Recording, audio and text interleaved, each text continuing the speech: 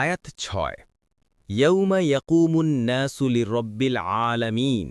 অনুবাদ, যেদিন দাঁড়াবে সমস্ত মানুষ সৃষ্টিকুলের রবের সামনে। তাফসির। ১ নম্বর ফুটনোটের বিবরণ।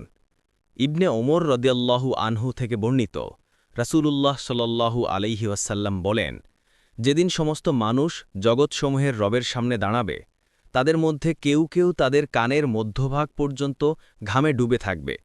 অন্য হাদিসে এসেছে, রাসূলুল্লাহ সাল্লাল্লাহু আলাইহি ওয়াসাল্লাম বলেন, কিয়ামতের দিন সূর্যকে সৃষ্টির এত নিকটে আনা হবে যে তাদের মধ্যে দূরত্ব হবে ১ মাইল। বর্ণনাকারী বলেন, আমি জানি না এখানে মাইল বলে পরিচিত ১ মাইল না সুরমাদানি, যা আরবিতে মাইল বলা হয়, তা বুঝানো হয়েছে। অতঃপর রাসূলুল্লাহ সাল্লাল্লাহু আলাইহি ওয়াসাল্লাম বলেন, মানুষ তাদের স্বীয় আমল অনুযায়ী ঘামের মধ্যে নিমজ্জিত থাকবে। কারো ঘাম হবে গোড়ালি পর্যন্ত, কারো হবে হাঁটু পর্যন্ত, আবার কারো ঘাম হবে কোমর পর্যন্ত, কারো ঘাম হবে মুখের লাগামের মতো।